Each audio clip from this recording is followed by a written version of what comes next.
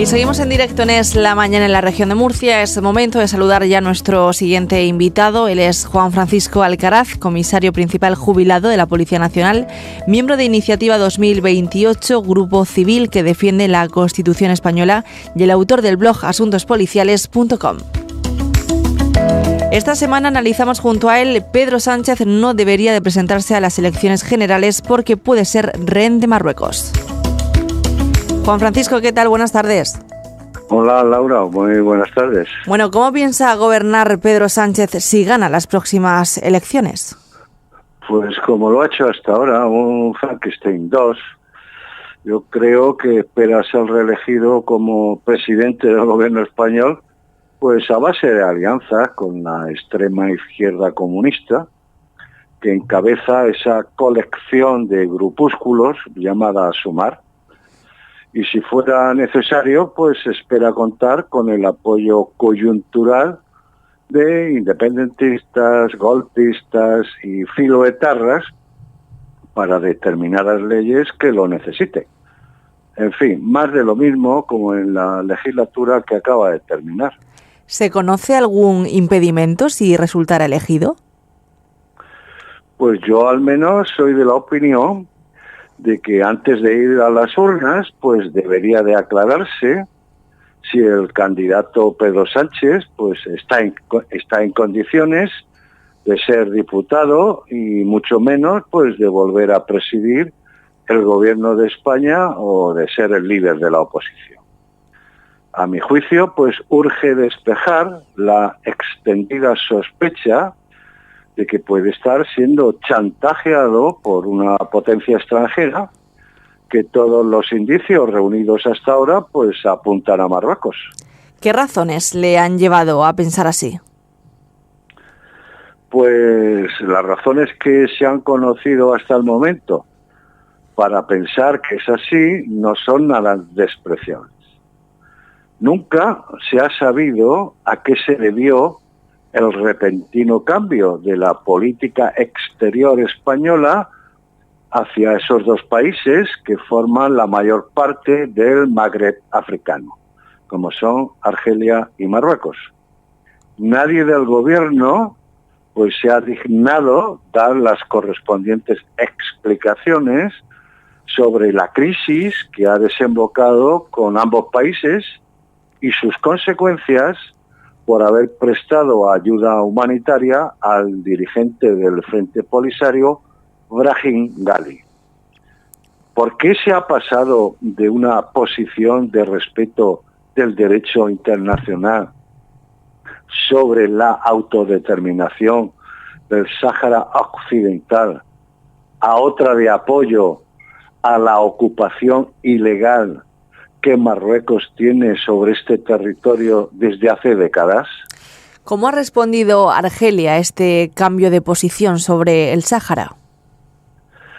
Pues muy mal porque Argelia lleva desde el mes de marzo del año pasado, desde el 2022, sin su embajador en Madrid, como medida de protesta por el cambio de rumbo español en el Sáhara. Argelia, además, no contenta con eso, pues 3 meses más tarde, en junio del año pasado, pues suspendió el tratado de amistad que mantiene con España como una medida de presión más en lo que se llegó a llamar ellos como la segunda traición histórica a los saharauis. Argelia desde entonces pues no acepta la repatriación de sus nacionales que han delinquido en España o que carecen de la documentación necesaria para estar aquí.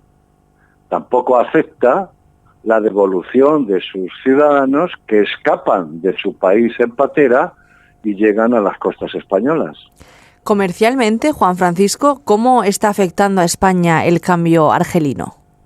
Pues de una manera muy importante, y además los empresarios lo han denunciado en varias ocasiones, pues que mantienen todo tipo de obstáculos para sus exportaciones a aquel país, a Argelia. De momento, las ventas argelinas de gas y petróleo hacia España se mantienen. aunque se haya cerrado el gasoducto que pasa por Marruecos desde noviembre del año pasado, desde el 92. Lo que se ha perdido España es su posición como interlocutor privilegiado en materia de gas, en detrimento de Italia y Francia, que están consiguiendo nuevos contratos y mejores precios. Se acaba de conocer que Pedro Sánchez no envió ninguna carta al rey de Marruecos comunicando el cambio de posición española sobre el Sáhara. ¿Cómo ha podido ocurrir esto? Pues, como se dice en el argot, es una buena pregunta, ¿no? Todo se debe a una magnífica investigación periodística que ha llevado a cabo el periódico digital El Debate, que puso de manifiesto hace muy poco, hace 2 semanas, el pasado 26 de junio, pues que Pedro Sánchez no envió ninguna carta al rey de Marruecos para indicarle el cambio de postura de España sobre el Sáhara. La que se conoció, porque la carta existe, difundida extrañamente desde el país vecino y que luego publicó ese periódico amigo del PSOE y del gobierno, como es El País, pues es una versión mal traducida del francés al español que bien pudo elaborarse en Marruecos. Parece increíble lo que nos está contando Juan Francisco. ¿Se puede hacer esto? Bueno, yo soy partidario de lo que así se deduce, pues dada la incapacidad del gobierno español para hacer pública la supuesta carta original que Pedro Sánchez pues dijo haber remitido al rey de Marruecos. Porque para hacerlo de modo particular, sin el necesario acuerdo del Consejo de Ministros, ni su obligatorio paso por el Parlamento español, ni el refrendo de su Majestad el Rey de España, Felipe VI, todo eso son trámites necesarios y obligatorios. No se puede renunciar así a la soberanía de España, que nunca fue del Sáhara, que nunca fue marroquí, y aceptando además la ocupación actual por la fuerza, ¿no? Todo lo que usted está diciendo, ¿no es bastante escandaloso? Yo pienso que sí, bastante.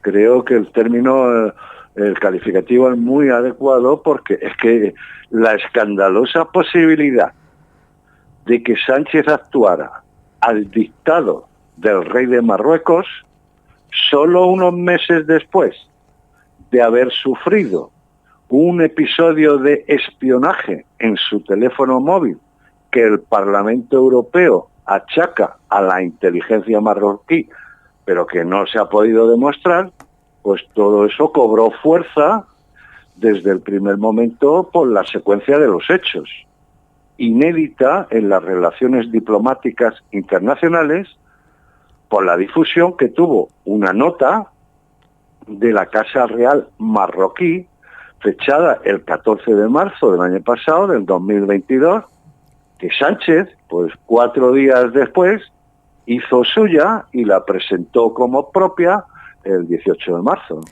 Dada la gravedad de este asunto, ¿hay alguna prueba irrefutable?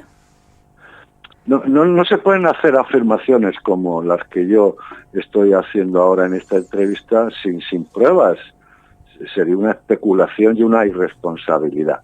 Existe, yo me he atrevido a hacer esta afirmación porque existe un documento remitido al citado periódico, al Debate, es un periódico digital, el pasado 16 de junio. Hay un documento firmado por la directora del Departamento de Coordinación Técnica y Jurídica del Ministerio de la Presidencia Española, donde en ese documento oficial y por esta alta personalidad dice que allí en el Ministerio no se sabe ni quién, ni cómo, ni siquiera cuándo fue remitida la famosa carta y que además en el ámbito del Ministerio no existe documento o contenido alguno que acredite el medio y la fecha de remisión de la carta al rey de Marruecos. Como tampoco hay constancia de la autoridad o funcionario que ordenó y realizó tal remisión.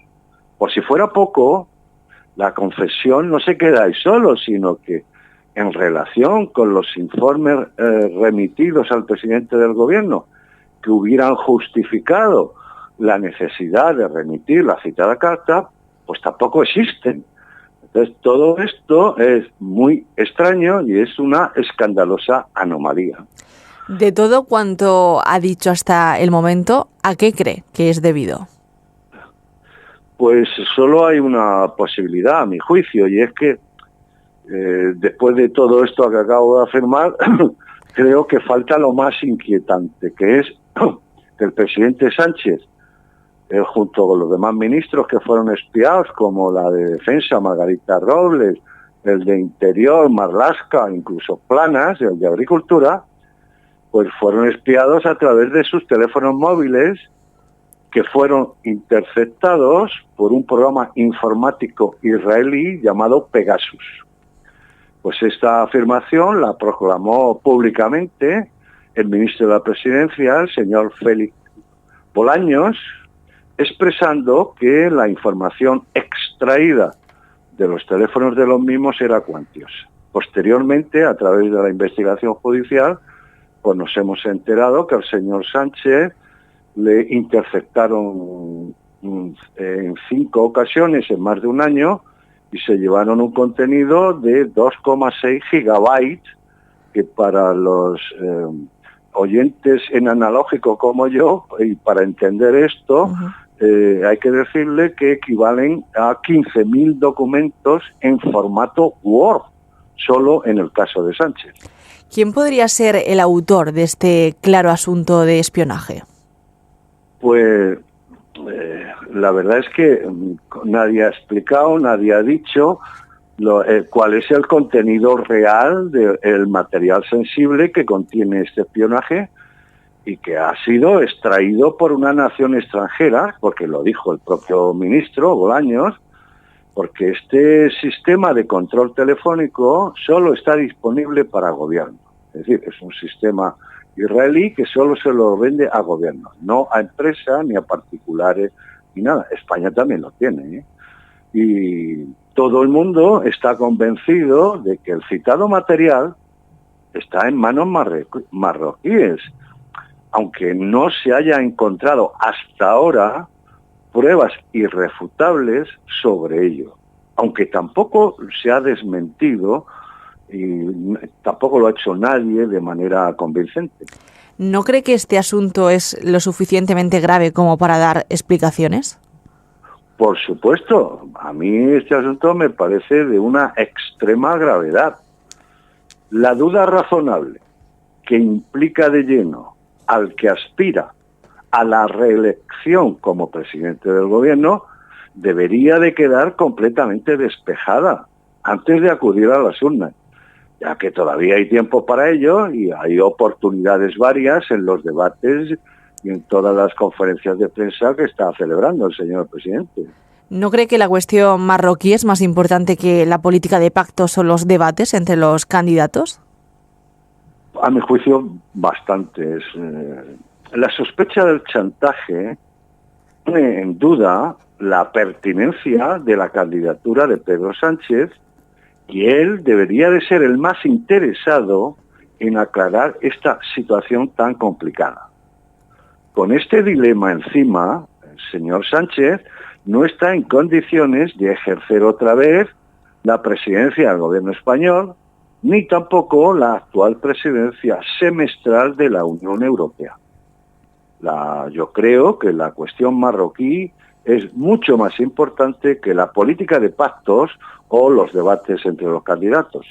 Pues dicho queda, yo creo que ha quedado perfectamente aclarado. Antes de finalizar, Juan Francisco, nos interesa conocer el tema de su próximo artículo, que recordamos se va a publicar el próximo domingo. ¿Qué tema va a tratar?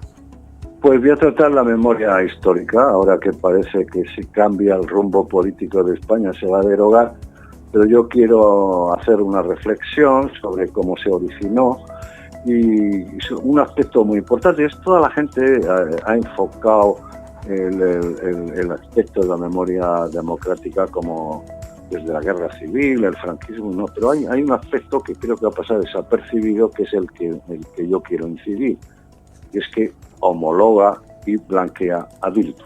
Eso es lo más importante, ¿no? Porque ha extendido toda la memoria hasta el año 83 del siglo pasado, cuando el Partido Socialista había conseguido en octubre del 82 una aplastante victoria, que gobernaba con mayoría absoluta total Felipe González, y lo han metido también en la memoria histórica, ¿no?